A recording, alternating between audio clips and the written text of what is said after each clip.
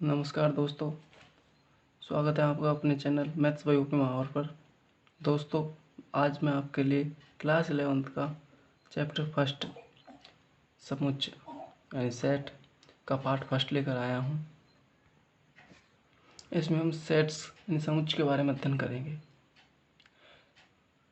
तो सबसे पहले हम पढ़ते हैं कि समुच्चय यानी सेट्स क्या होते हैं।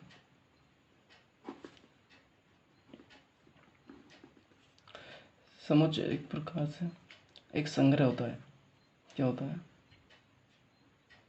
संग्रह। और वो भी कैसा? परिभाषित वस्तुओं का।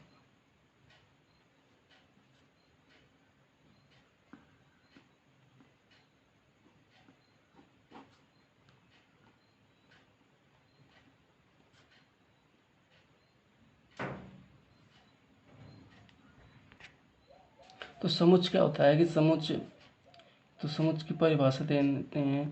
तो हम समुच्चय की इस परिभाषा इस प्रकार देते हैं कि वस्तुओं का अथवा संख्याओं का सुपरिभाषित समूह या फिर संग्रह समुच्चय कहलाता है।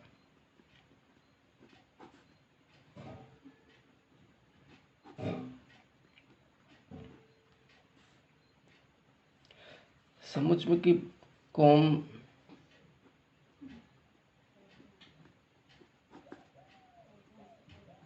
अंग्रेजी वर्णमाला के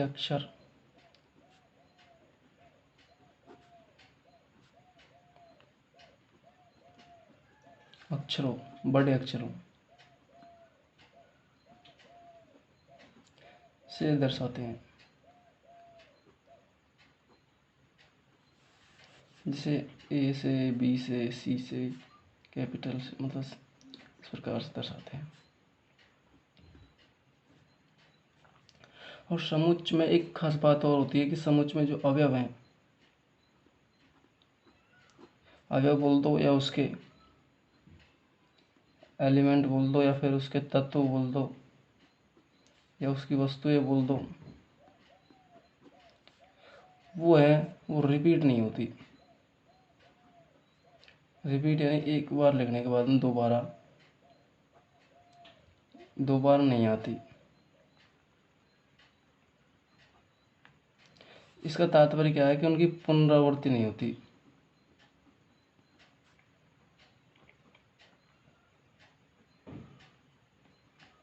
तो हमने क्या समझा कि समुच्चय क्या होता है? समुच्चय वस्तु अथवा संख्याओं का सुपरिभाषित समूह या संग्रह होता है, जिसे हम समुच्चय कहते हैं। समुच्चय को हम अंग्रेजी वर्णमाला के कैपिटल अक्षरों से प्रदर्शित करते हैं, जैसे ए कैपिटल बी कैपिटल सी को एक्स वाई जेड से। और समुच्चय में जो अवयव हो या उसके तत्व हो या वस्तुएं हैं, उनमें पुनरावृत्ति नहीं होती है। जैसे इस प्रकार से है, एक कोई समूह है मेरा, तो 1 से 6 तक की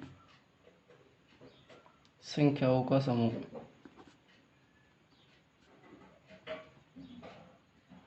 1 से लेकर 6 तक की संख्याएं होंगी हमारी। 1 होगी, 2 होगी, 3 होगी, 4 होगी, 5 होगी, 6 होगी। तो ये हमारी क्या कहलाएंगे? इनका समूह कहलाएगा। पर इसमें क्या होंगी?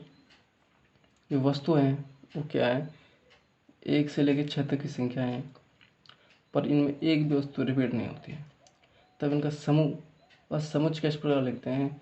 तो समुच्चय को हम लिखते हैं दो प्रकार से। समुच्चय को लिखने के लिए हम दो प्रकार से काम में लेते हैं समुच्चय को।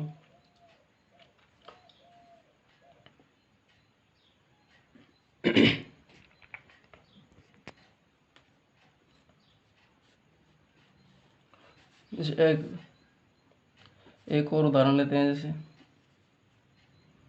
अंग्रेजी वर्णमाला के स्वरों का समूह।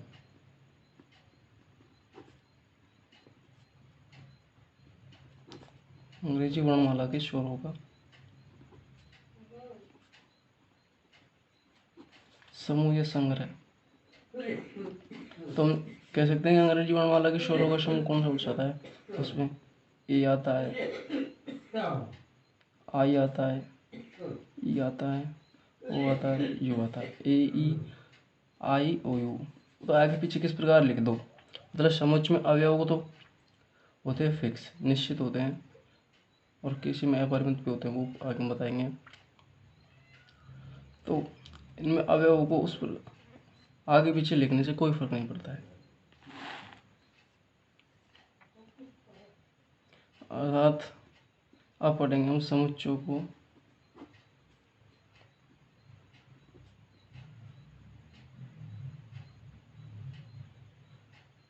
निरूपण करने का प्रकार। समुच्चयों को दर्शाते किससे हैं, किस प्रकार दर्शाते हैं, तो हम पहला पढ़ते हैं सारणीबद्ध या रोस्टर रूप। दूसरा पढ़ते हैं हम समुच्चय निर्माण रूप।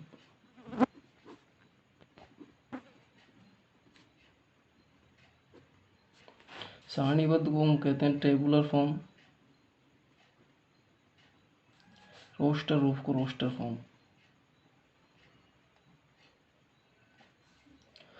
और समुच्चय निर्माण को कहते हैं सेट बिल्डर फॉर्म।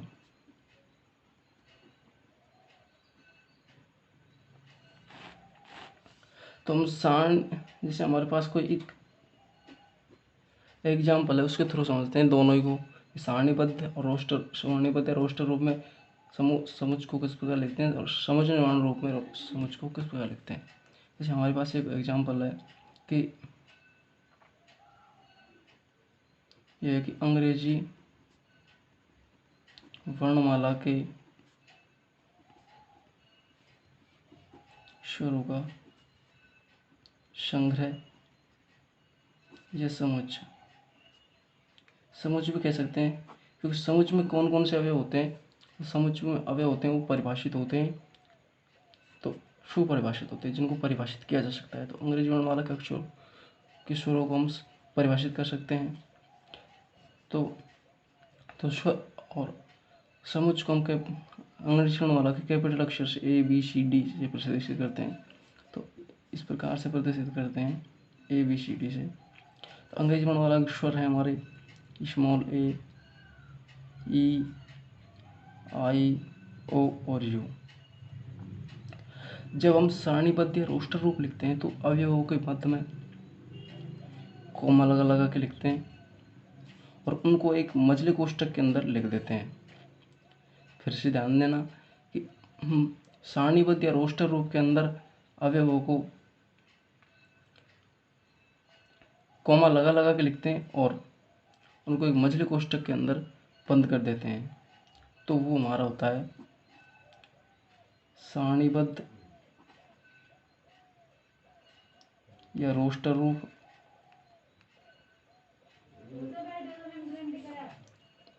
और इसी को यदि हम इस प्रकार लिख दें,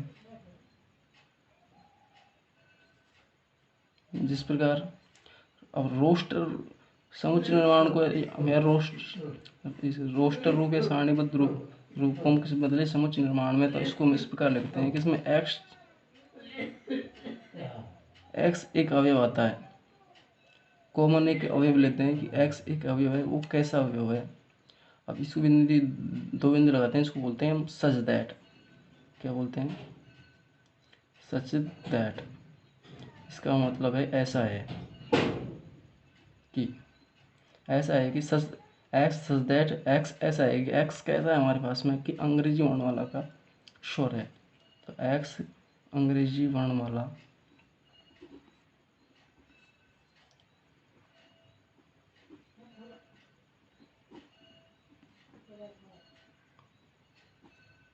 एक स्वर है। ये हमने लिख दिया किसमें? समुच्चय निर्माण में।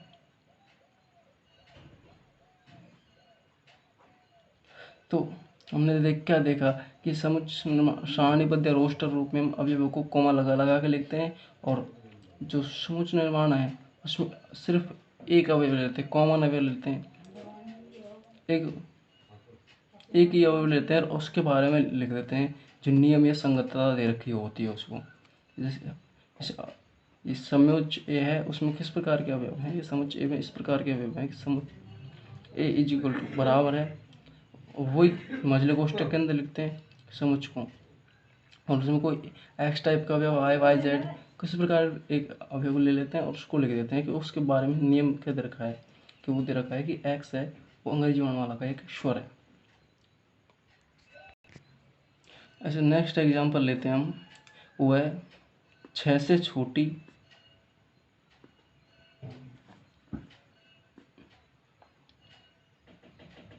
प्राकृत संख्याओं का समुच्चय।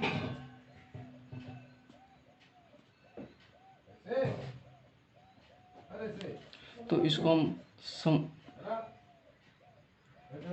रोस्टर रूप या फिर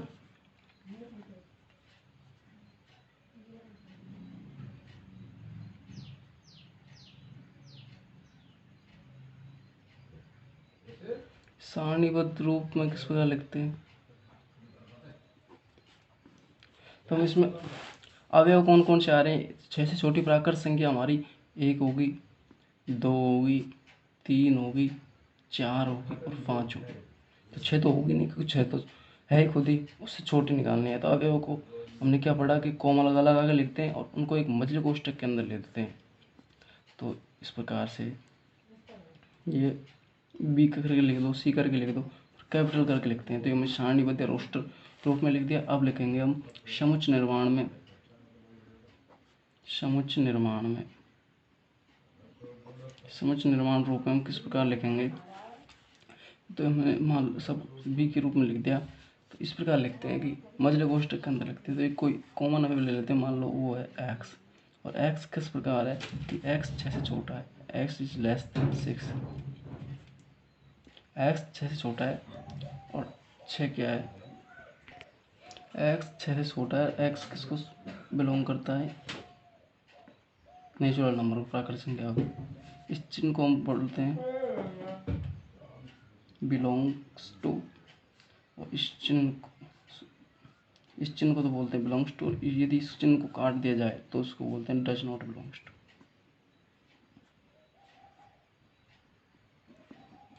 इसका मतलब है संबंधित है, बिलोंग्स टू मतलब संबंधित है, और इसका मतलब है संबंधित नहीं है, ये संबंध नहीं रखता है।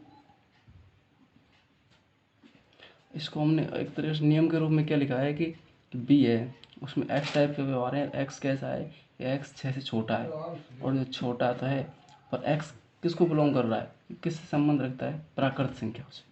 तो हमने नियम के रूप में लिख दिया कि x such that x is less than 6, मतलब 6 से छोटा है, और एक्स किसको बिलोंग कर रहा है, प्राकृत संख्या को।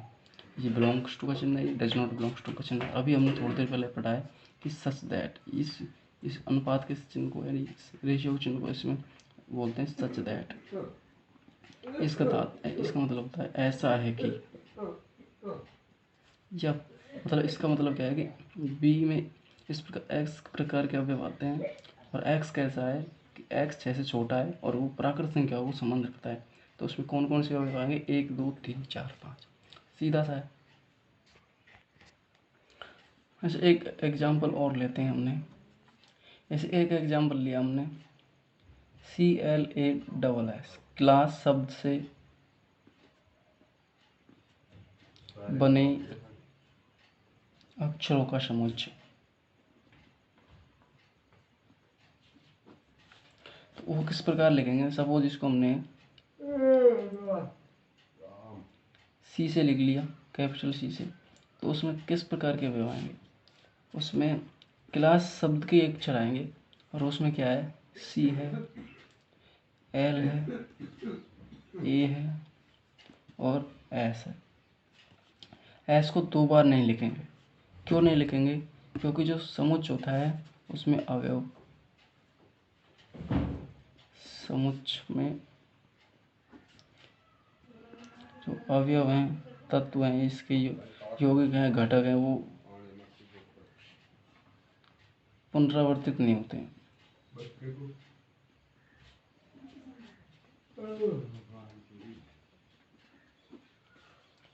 तो यहाँ पे जो हमने फॉर्म लिखी है वो रोस्टर रूप या सारणीबद्ध रूप में लिखा है। और यदि हम इसको चेंज करके लिखे दें, ये तो किस में रोस्टर में, रोस्टर रूप है, या फिर बोलते हैं हम सारणीबद्ध रूप। अब इसको चेंज करके हम किस में लिखे, तालिकाबद्ध, इसको तालिकाबद्ध भी बोलते हैं। अब इसको लिख सकते हैं किस में, समुच्चय निर्माण में। समुच्चय को निर्माण किस प्रकार की, मान लो सपोज इसमें वाई टाइप के व्यवहार हैं, वाई टाइप के व्यवहार हैं, वाई सच दैट, वाई ऐसा है कि वाई कैसा है कि क्लास शब्द के अक्षरों का समुच्चय है, क्लास शब्द के अक्षर हैं। तो वाई ऐसा है कि वाई क्लास शब्द का अक्षर है। बस हो गया, ये किसमें है, समुच्चय निर्माण में, सेट बिल्डर फॉर्म में।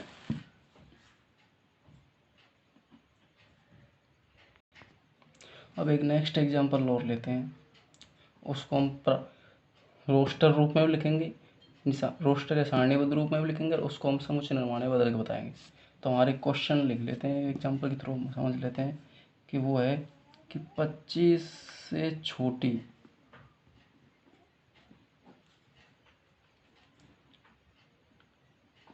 प्राकृत संख्या का वर्ग।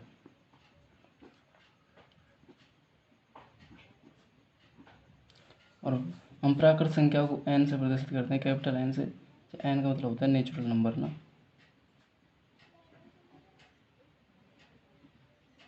और नेचुरल नंबर में जो नंबर का सेट होता है वो 1 2 3 4 ऐसे डॉट डॉट डॉट डॉट चला जाता है, मतलब जीरो शामिल नहीं होती इसमें। तो प्राकृत संख्या का वर्ग वो भी निकालना है, किसका, 25 से छोटी संख्या का निकालना है। मतलब 25 से छोटी संख्या नहीं, 25 से छोटी प्राकृत संख्या का वर्ग, उसका वर्ग निकालना है। तो इस पर 25 से छोटी संख्या का वर्ग, जैसे 1 है जो उसका वर्ग 25 से छोटा होता है, संख्या 2 है, 2 उसका वर्ग 4 होता है, मतलब 4 एक वर्ग संख्या है, हर वर्गमूल निकल आएगा इसका। 25 छोटा है मतलब 1 है, ये 2 वर्ग हो जाएगा, 3 का हो जाएगा 4 का वर्ग, मतलब 1 का वर्ग 25 छोटा है, 2 का वर्ग 25 छोटा है, 3 का वर्ग 25 छोटा है, 4 का वर्ग 25 छोटा है। तो इनको अवयव को कोमा लगा के लिख देते हैं, है ना। तो ये क्या हो जाएगा, इसका रोस्टर फॉर्म हो जाएगी, रोस्टर रूप या फिर सारणीबद्ध रूप हो जाएगा।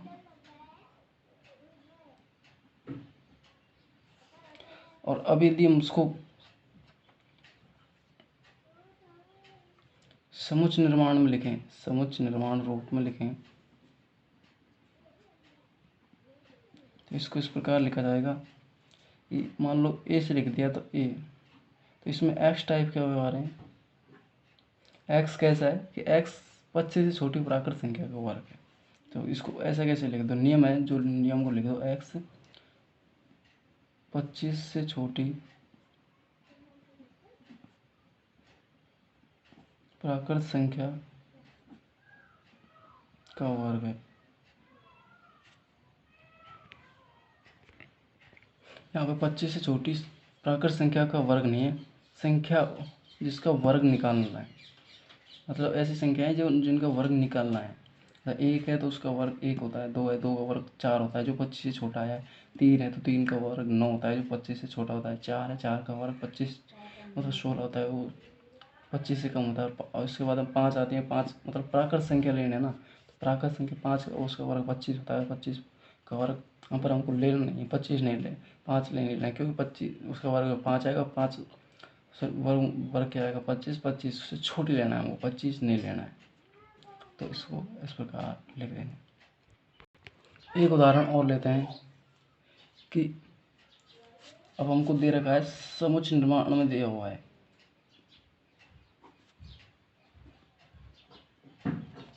समुच्चय निर्माण रूप में दिया हुआ है, वो है कि बी से प्रदर्शित किया हुआ है। बी में एक्स टाइप के व्यवहार हैं, सच दैट एक्स ऐसा है कि एक्स कैसा है, एक से एक प्राकृत संख्या है, ये हमको दिया हुआ है। और उसमें क्या खास बात दे रखी है, जो x है वो 3 से तो बड़ा है और 10 से छोटा है। तो इसका हल किस प्रकार निकालेंगे। कह रहा है कि रोस्टर रूप को हम किस में चेंज कर देंगे, हम सॉरी समुच्चय निर्माण को किसमें चेंज कर देंगे, रोस्टर रूप में या सारणीबद्ध रूप में। तो रोस्टर रूप में जो इसका हल होगा वो बी टाइप, बी में समुच्चय तो बी से ही लिखा जाएगा ना। तो रोस्टर रूप हो चाहे समुच्चय निर्माण हो, कोई सा ही हो, तो उसमें एक्स टाइप के व्यवहार हैं। और एक्स एक प्राकृत संख्या, प्राकृत संख्या होती है ओम कैपिटल एन होती है, अभी बताया, जिसमें 1 से 2 3 लेके डॉट डॉट डॉट अनंत तक चल रही है। तो और उसमें 10 से तो बड़ी है, 3 से छोटी, मतलब 3 से छोटी 10 से बड़ी। तो 3 से बड़ी तो 4 है, 5 है, 6 है, 7 है और 8 है, 9 है। हमको 3 और 9 नहीं लेनी, क्योंकि 3 और 9 हमको दी नहीं है, क्योंकि एक्स 3 से तो बड़ा है, 10 से छोटा है। तो ये हमारा क्या हो जाएगा। अच्छा, अब ये तो हमारी सिलेबस से बात हुई। सिलेबस से थोड़ी हटके बात कर लेते हैं, जो हमने पिछली कक्षाओं में पढ़ा है। इसे हम पढ़ते हैं कि प्राकृत संख्या को समझ, प्राकृत संख्याएं कौन कौन सी होती है, प्राकृत संख्याओं का समझ क्या होता है। मान लो उसको ए से लिख दिया, तो उसमें प्राकृत संख्या का समझ को हम कैपिटल एन से लिखते हैं। तो कैपिटल एन बराबर होता है 1 2 3 4 5 6, इस प्रकार चलता है, अनंत तक चलता है। दूसरा पढ़ते हैं हम पूर्णांक संख्या को समझ। उसको हम पढ़ते हैं जेड या आई से। तो जेड बराबर होता है, प्राकृत संख्या सभी आती हैं, उसमें 0 शामिल होता है। प्राकृत संख्या प्लस माइनस में चलती है।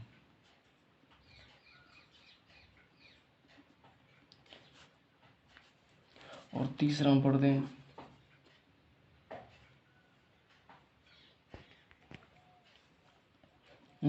फिर तीसरा पढ़ते हैं परिमेय संख्या। इसको हम क्यू से लिख देते हैं। तो क्यू बराबर होता है, क्यू में पी अपॉन क्यू टाइप के आते हैं, मतलब बटे वाले, जब क्यू का मान 0 नहीं होता है। जैसे क्यू इस प्रकार लिखा जा सकता है 1/2 माइनस का 4/3 7/2, इस प्रकार के अवयव लिखा जा सकते हैं। 0 और अनंत तक चलते हैं। उसके बाद हम पढ़ते हैं हम वास्तविक संख्याएं।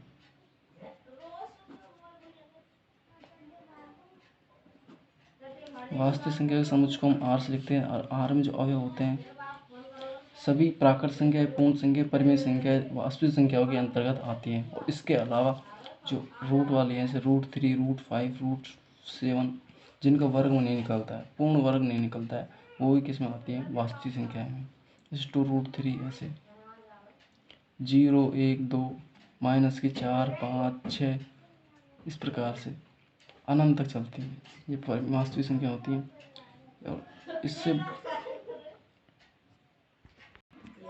बढ़ते हैं हम सम्मिश्र संख्या।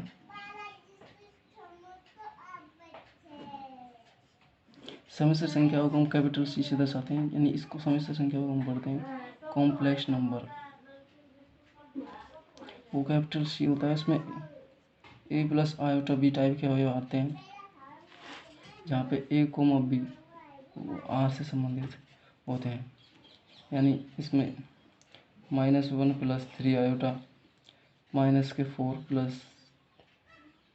+ 33 आयोटा, 0 0 0 + 0 आयोटा लिख सकते हैं। यानी यहाँ पे आयोटा, इसको आयोटा पढ़ते हैं। और जो इसकी वैल्यू होती है वो रूट के अंदर -1 होती है। इसका सब विस्तार से अध्ययन चैप्टर नंबर 5 सम्मिश्र संख्याएं हैं, उसमें अध्ययन करेंगे। अब हम पढ़ते हैं समुच्चयों के प्रकार के। समुच्चयों के अवयव कौन कौन, समुच्चयों के प्रकार कौन कौन से हैं। तो समुच्चयों के प्रकार पढ़ते हैं।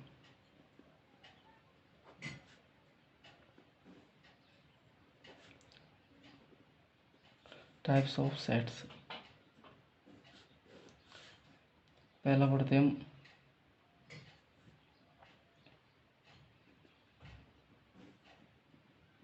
रिक्त समुच्च। दूसरा पढ़ते हैं रिक्त समुच्च। तीसरा पढ़ते हैं एकल समुच्च। चौथा पढ़ते हैं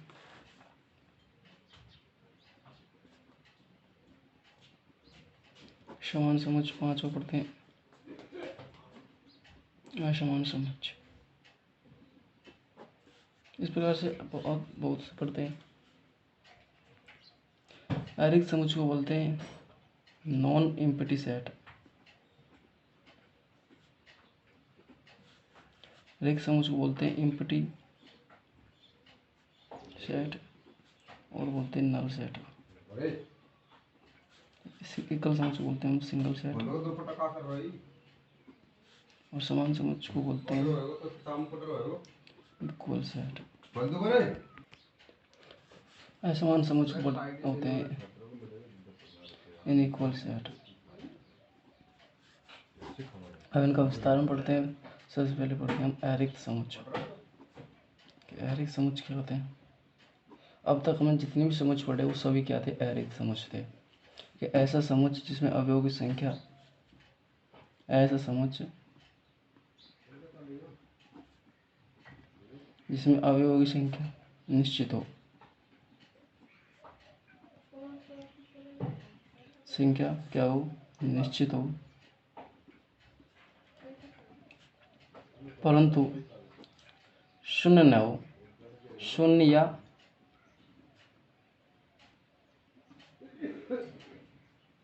अनंत न हो, नहीं हो, अरिक्त समुच्च कहलाता है।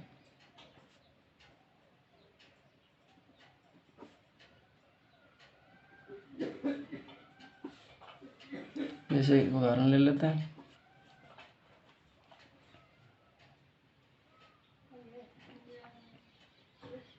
दस से छोटी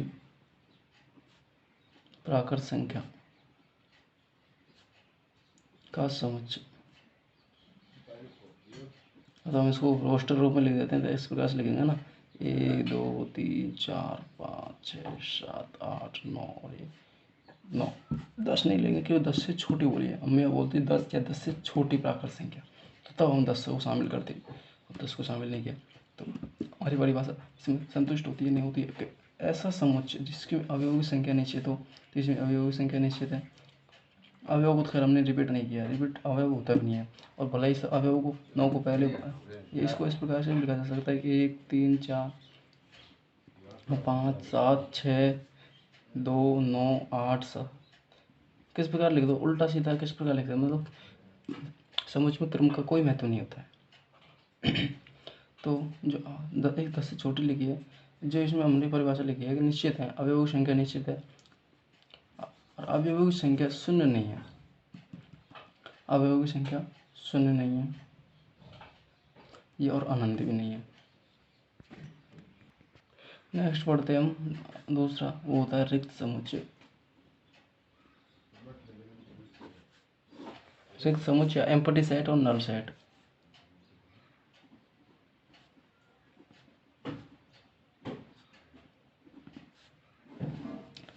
रिक्त समुच्चय क्या होता है कि ऐसा समुच्चय जिसमें अवयवों की संख्या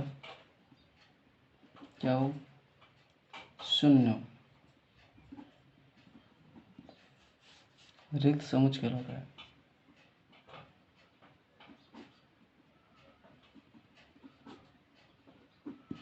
जैसे हमने कोई एग्जाम्पल लिया, ऐसे एक एग्जाम्पल है, 9 से तो बड़ी तथा 10 से छोटी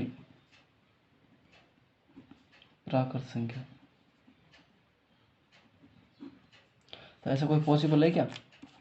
रिक्त समुच्चय ऐसा कोई पॉसिबल है, यानी संभव है क्या कि 9 से बड़ी हो और 10 से छोटी कोई प्राकृत संख्या हो? नहीं है। तो ऐसा कोई पॉसिबल नहीं है। तो हम उसके समुच्चय को, जो रिक्त समुच्चय है, उसको हम किस प्रकार लिखेंगे? उसको हम दो तरीके से लिख देते हैं। या तो इस प्रकार लिख देते हैं, समुच्च बना देते हैं और उसके अंदर कोई भी अवयव नहीं दर्शाते हैं। या फिर इसको फाई के रूप में लिखते हैं, इस चिन्ह को बोलते हैं फाई। जीरो बनाओ, उसको काट दो यानी फाड़ दो तो वो बोल जाता है phi.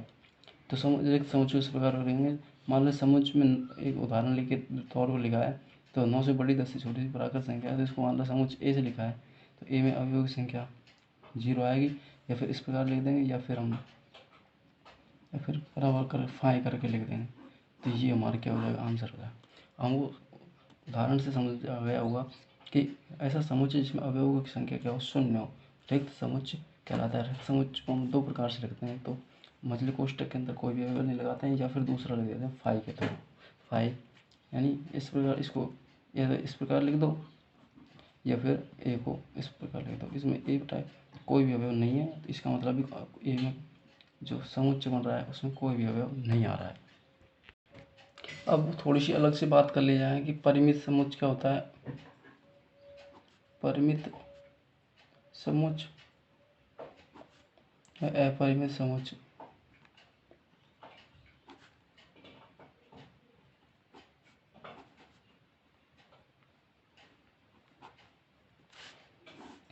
Finite sets and infinite sets. Infinite sets ये क्या होता है, नाम से पता चल रहा है कि फाइनाइट। फाइनाइट सेट का मतलब है इसमें जो अवयव है उनको परिभाषित किया जा सकता है, परिभाषित हैं वो, तभी तो समुच्चय। इसके अलावा क्या खास बात है कि परिमित में अवयवों की संख्या है वो सीमित होती है।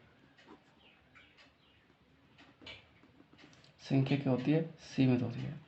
और जो अपरिमित है उसमें अनंत होती है, उनको हम लिख नहीं सकते कि उनमें अवयव कितने हैं, यानी अनंत होती है उनमें अवयव संख्या। तो परिमित समुच्चय और अपरिमित समुच्चय का यही फंडा है, या यही लॉजिक है कि परिमित समुच्चय क्या होते हैं कि कोई समुच्चय ए है वो परिमित समुच्चय का होगा जिसमें अवयवों की संख्या निश्चित हो या परिमित हो। और अपरिमित समुच्चय कब होगा कि कोई समुच्चय ए बी सी डी कुछ भी समुच्चय हो। जो अपरिमित समुच्चय कब होगा कि उसमें अवयवों की संख्या क्या हो, अनंत हो या अपरिमित हो। तो हम परिभाषा के थ्रू समझें तो ऐसे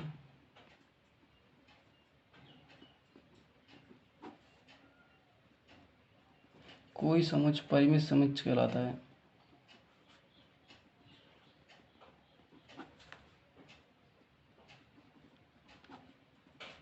यदि उसमें अवयवों की संख्या परिमित हो या फिर सीमित हो, तथा कोई समुच्चय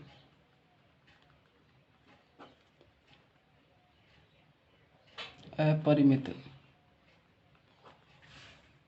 समुच्चय कहलाता है।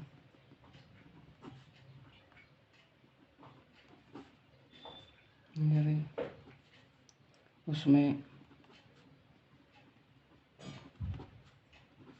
अवयवों की संख्या अपरिमित हो या फिर अनंत हो। उदाहरण के रूप में समय पहले परिमित का उदाहरण लेते हैं। परिमित समुच्चय क्या होता है, जिससे जिन अवयवों की संख्या, एक परिमित समुच्चय के उदाहरण ले सकते हैं। तो परिमित समुच्चय के उदाहरण है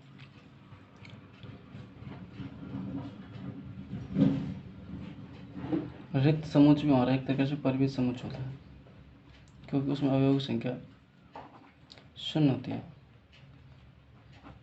एसेक्ट्रा से नहीं लिखते हम मैथ में। तो रिक्त समुच्चय ऐसे एक कोई उदाहरण लेते हैं, जैसे ए है, इसमें अवयव संख्या 1 4 9 16 25 और 36 और 49 है, ये हैं।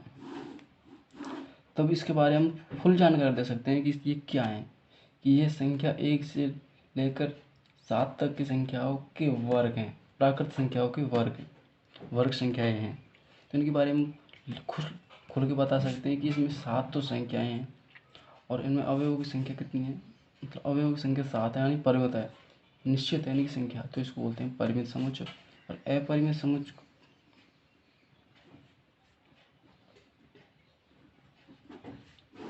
अपरिमित समुच्चय जैसे प्राकृत संख्याओं का समुच्चय हो,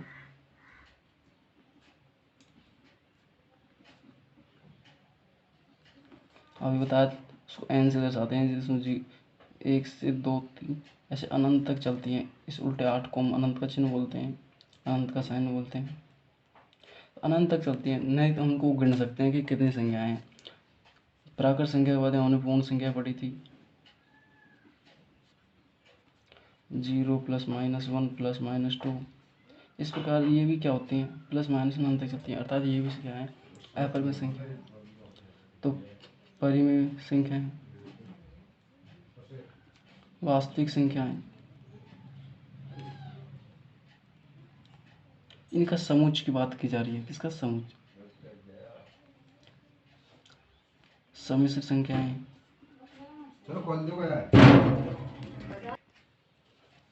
सम्मिश्र संख्याओं का समुच्चय। इस प्रकार से और छोटी सी हेडिंग है, वो है कि समुच्चय में अवयवों की संख्या।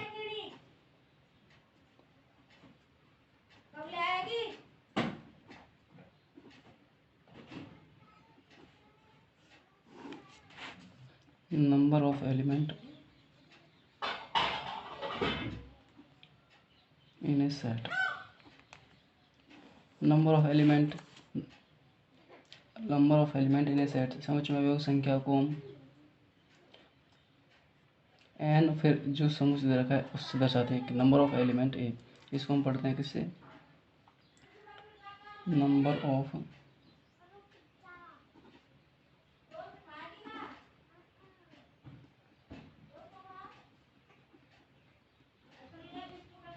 इन सेट कैपिटल ए, कि number of element in set capital A. इस प्रकार से पढ़ते हैं। अब वो जैसे एक एग्जाम्पल है, जैसे समुच्चय ए है, उसमें अवयव संख्या 1 2 3 4 5 6। तो उसमें अवयव संख्या गिनने के बाद हमको पता चलता है कि इसमें 6 अवयव हैं। तो इसमें अवयव की संख्या को एन से लिखेंगे और एन बराबर कितना लिख देंगे, 6। ठीक है, और क्या लिखा है हमने, अवयव की संख्या। और समुच्चय तो हम पढ़ ही रहे हैं। अवयव की संख्या एक समुच्चय में किस प्रकार से लिखते हैं, एन ए से या एन बी एन सी, जो समुच्चय होता है उसको लिख देते हैं number of element in set A B C, कुछ भी है जो दिया हुआ लिख देते हैं। परिमित है तो उसमें परिमित आएगा, और अपरिमित है तो यहाँ पे अनंत आ जाएगा, और रिक्त समुच्चय है तो उसमें 0 आ जाएगा। ठीक है, अब आगे बढ़ते हैं हम। समान समुच्चय तथा असमान समुच्चय।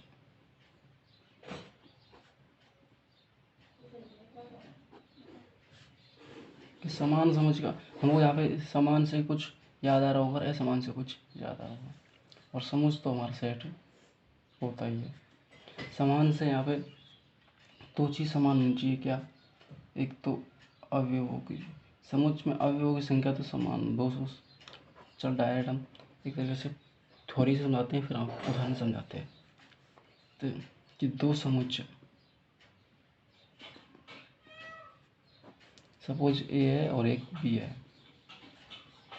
समान समुच्चय कहलाते हैं।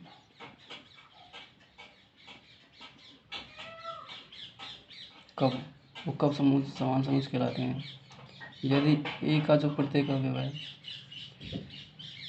बी में हो, समुच्चय बी में हो, तथा बी का प्रत्येक अवयव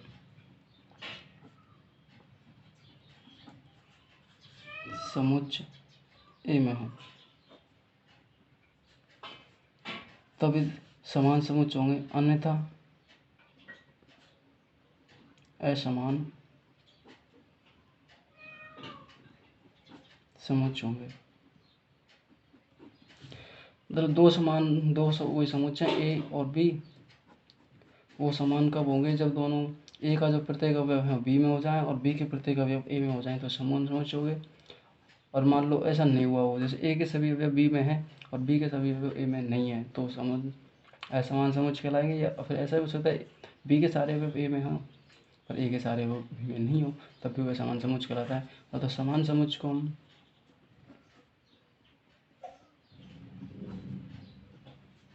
ए बराबर बी से लिखते हैं तथा असमान समुच्चय को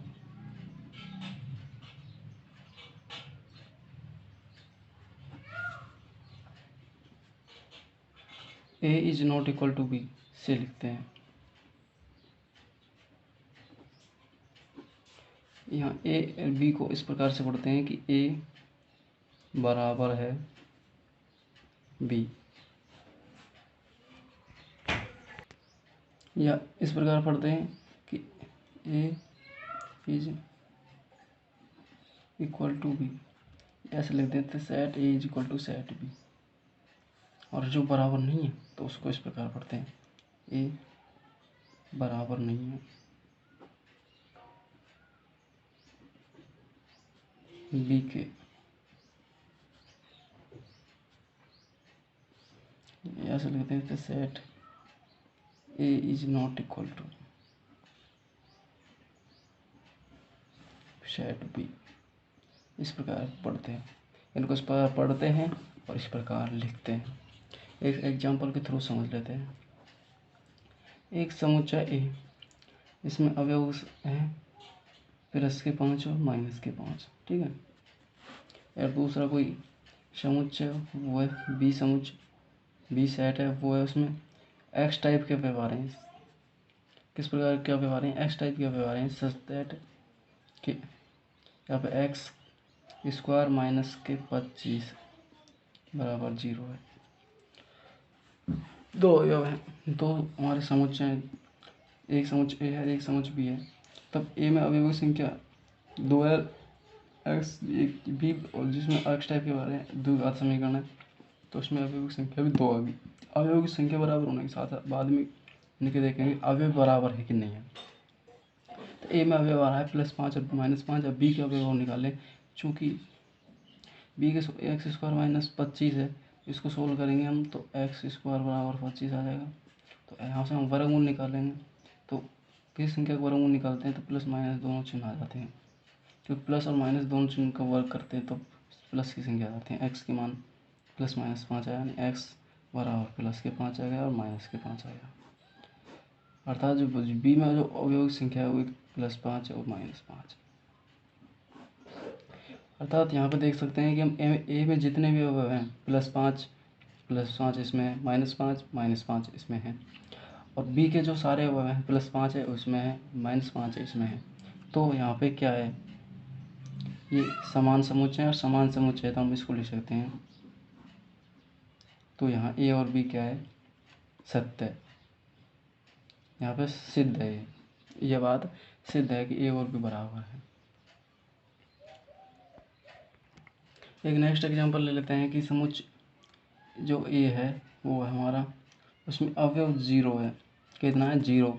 ये शून्य समुच्चय नहीं है या फिर रिक्त समुच्चय नहीं है, शून्य रिक्त समुच्चय नहीं है। इसमें अवयवों की संख्या 0 नहीं है, अवयव की संख्या तो 1 है। यहाँ पे हम एन ए है, नंबर ऑफ एलिमेंट वो तो 1 है। यहाँ पे अवयव की संख्या 0 है, 0 नहीं है, अब अवयव खुद 0 है। और एक बी है वो अवयव दूसरा है, वो मान लेते हैं कि एक्स टाइप के अवयव हैं, उसमें सच दैट एक्स कैसे है कि एक्स माइनस 5 के बराबर क्या है, 0 है। तो यहाँ पे सोल्व किया हमने बी को, बी में एक्स माइनस 5 माइनस 0 को सोल्व करेंगे तो क्या आएगा, एक तो एक्स बराबर 5 आएगा। यानी यहाँ पे एन बी यानी अवयव की संख्या बी में कितनी है, एक्स का मान 1 ही था, 5, तो 5 1 है। यहाँ पे एन ए बराबर 1 है और एन बी बराबर 1 है। तो अवयव दोनों समुच्चयों में अवयव की संख्या तो बराबर है, परंतु पर हम क्या देख रहे हैं कि जो अवयव ए में जो अवयव है वो तो 0 आया है और अवयव बी में जो अवयव है वो क्या आया है, 5 आया है। तो 0 यहाँ 0 है, is not equal to 5।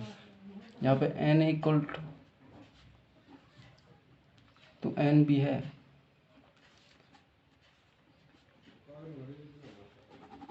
n equal to n भी है, बट मतलब अवयव की संख्या तो समान है, पर इसमें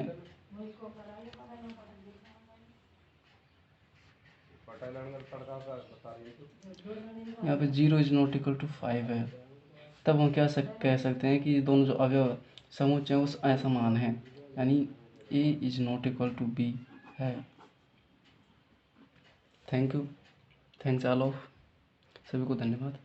आगे की बात हम कल करेंगे, नेक्स्ट क्लास में करेंगे।